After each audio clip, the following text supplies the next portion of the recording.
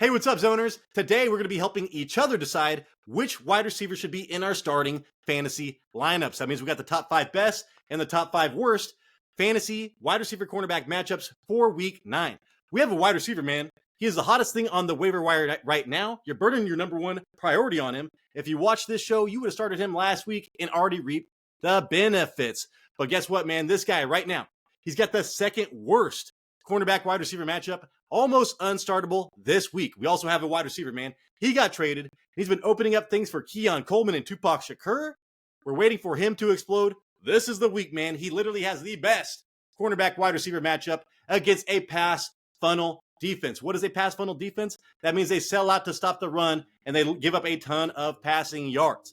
I've got a list of those defenses at the end of this show as well, so you can start those players going against those defenses, all right? So I've got a chart that will help us out here. I've got my notes typed out. Hold on for 7 seconds. You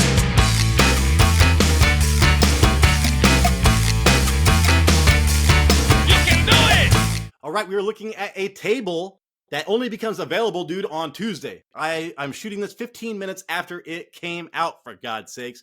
Shout out to fantasypoints.com. You can Google, week 9, cornerback wide receiver fantasy football matchups, and this will pop up and follow along. So the worst matchup, dude, for the week. This sucks because I love Jackson Smith and Jigba right now without DK Metcalf. So what, you got like 1, maybe 2 more weeks of this, and you can't even start him this week. All right. He gets LA Chargers, right? Or no, the LA Rams slot cornerback. I've been talking about this guy last time. I think he might have been covering Addison last week, and look what happened to fucking Addison. All right. So Jackson Smith and Jigba, hey, he's running a ton of routes, 85%. We talk about how elite is 90%, so that is great.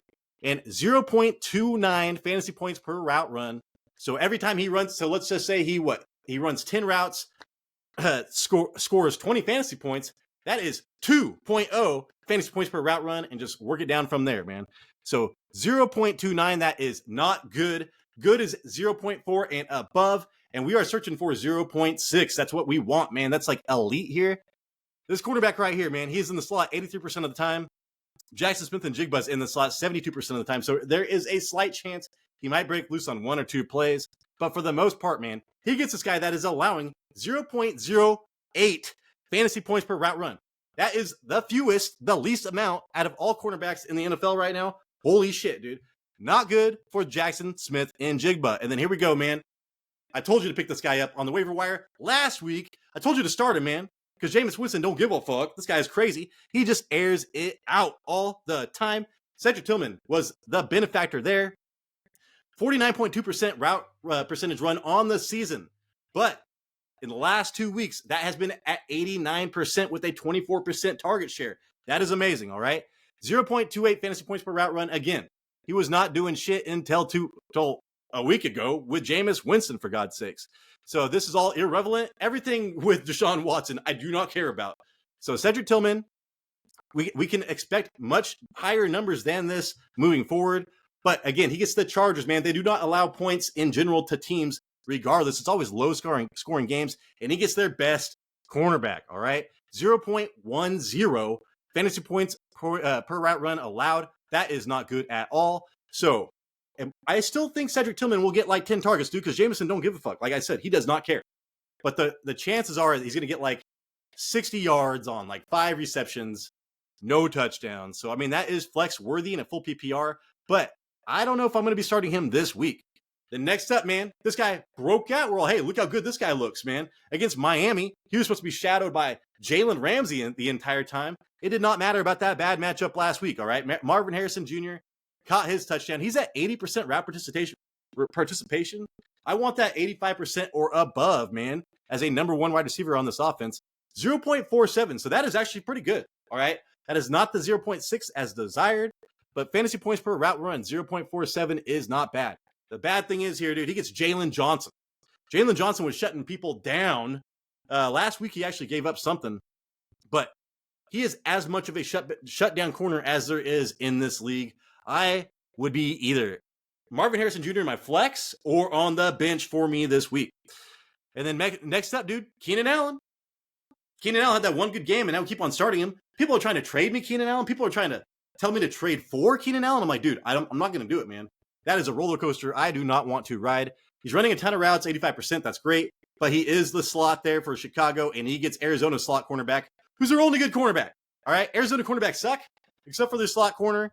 So Keenan Allen, I see them throwing to Rome Odunze and DJ Moore and forgetting about Keenan Allen because that is not the smart play. But hey, 0.37, that is okay, almost good. And let's see, this guy is giving up 0.14 fantasy points per route run. So yeah, slot corner, slot wide receiver. We do not like that when it's a really good slot corner, especially when it's the best cornerback on your team when your team gives up a ton of points anyways. So they are going to attack elsewhere. Keenan Allen, probably on the bench for me this week. Diontae Johnson just got traded to the Baltimore Ravens. Who gives a fuck? Because he gets Patrick Surtain off the bat. I'd imagine that's going to go to Zay Flowers, all right? But I wouldn't start Diontae Johnson anyways. I just think it's funny that he's immediately shadowed by Patrick Surtain on this table. For God's sakes, dude, that's terrible. All right, so we got Jackson Smith and Jigba. We got Tillman. We got Harrison. We got Keenan Allen. We got Diontae Johnson. Those are the worst matchups this week, week 9 for fantasy football. Let's go on to the best matchups. Amari Cooper. All right. You went out. You traded for him. You went out. You did what you had to do to acquire him, or you held on to him through the crazy Deshaun Watson bullshit. 0.31 fantasy points per route run. That's all Deshaun Watson numbers, dude. 78.3% route runs. That was probably like at 80-something% before the last 2 games. He has not been running a ton of routes as he gets acclimated to this offense. But look at this, man. He gets to go against Miami. They are like top 5 against the run. They are maybe dead last against the pass, one of the dead last. So that's how teams attack them. That's how the NFL sees this defense, man. They are weak against the pass. They're strong against the run. So the smart thing to do is just pass the ball a ton. That's what people are doing, all right? So the worst cornerback for one of the worst defenses against the pass, all right? Amari Cooper gets it. 0.44 fantasy points per route run. Holy shit, dude, this guy's giving up more points than this guy's even getting, for God's sakes. Again, that was Deshaun Watson numbers. So I'm expecting this to go up to like 0.5. I'm expecting this to be like 85% route percentage run for this next game. Then here we go, man. Next up, I do have a sleeper. This guy dropped a 40-yard touchdown. Got a ton of, he's a rookie in a Sean Payton offense. Last time that happened for the Saints, I always forget his name, dude, but he was a top 15 wide receiver back in the day. I'm not going to even waste your time thinking about it. But still, man, Troy Franklin coming on strong. He got drafted with Bo Nix. They have chemistry already, man. He has not been playing whatsoever, and when he plays, he does not running routes. But over the last 2 weeks, I wish I would have looked it up, his route percentage has been going way up. His targets has been going way up, for God's sakes, man. 0.32 fantasy points per route run. They get Baltimore. Baltimore, like they are leading the league in separation. So they are actually guarding wide receivers the closest. But they are number 1 in yards given up, and it continues on every single week. I don't know what's going on there, but keep on riding this train, dude. So Troy Franklin, I think, would be a sneaky PPR flex play this week. Great matchup. And then, dude, Sterling Shepard, he had a hamstring issue last week. Again, he would have been targeted, I think, more than Jalen McMillan if it wasn't for that. So if you want to go out and get Sterling Shepard and see how he is this week and maybe start him against the only cornerback in Kansas City who gives up points, literally, because it's McDuffie and then the other dude, Watson, I think his name is, they don't give up any points. So Sterling Shepard should be attacked a lot by Baker Mayfield. You know that, dude, Baker Mayfield doesn't give a shit. He's like Jameis Winston, man. He just keeps on throwing the damn ball.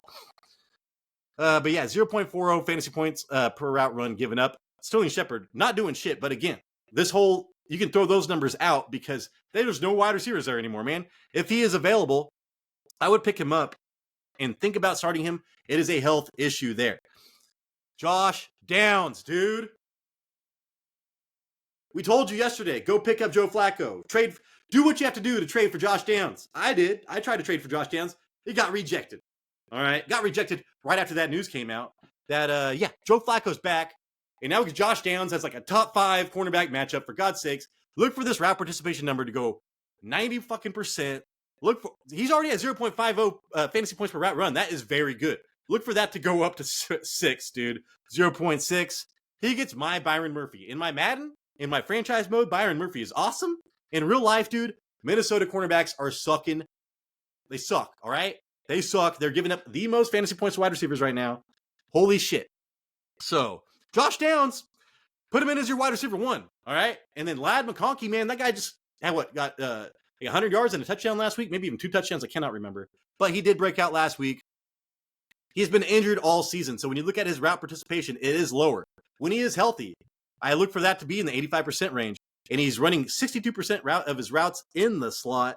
And now he's getting Cleveland's worst cornerback. And he is a slot cornerback, 56% of the routes, slot in the slot most of the time.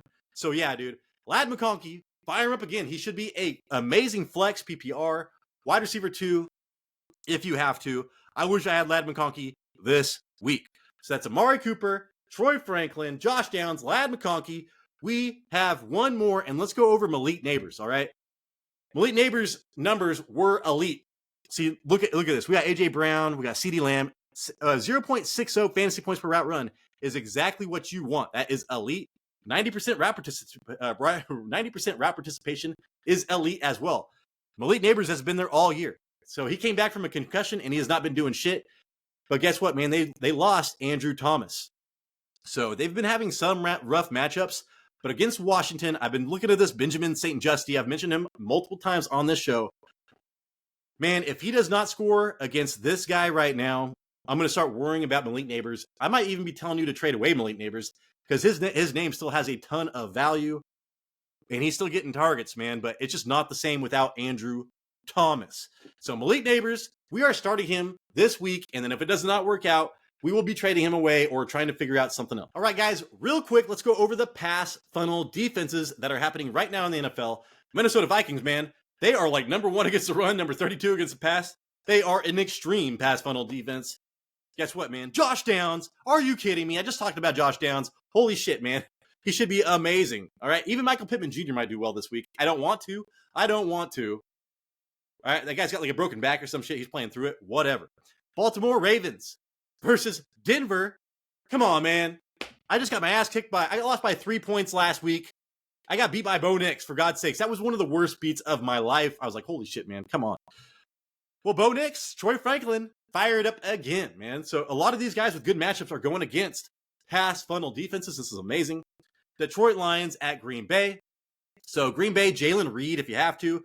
His target share has been like 12% or below over the last 2 games. Not great. Cleveland Browns versus the Chargers. Ladd McConkey, dude. Holy shit. We got 3 wide receivers with great matchups going against pass funnel defenses. Oh my God. Houston Texans at the Jets. So the Jets, who am I starting? I tried to start Davante Adams.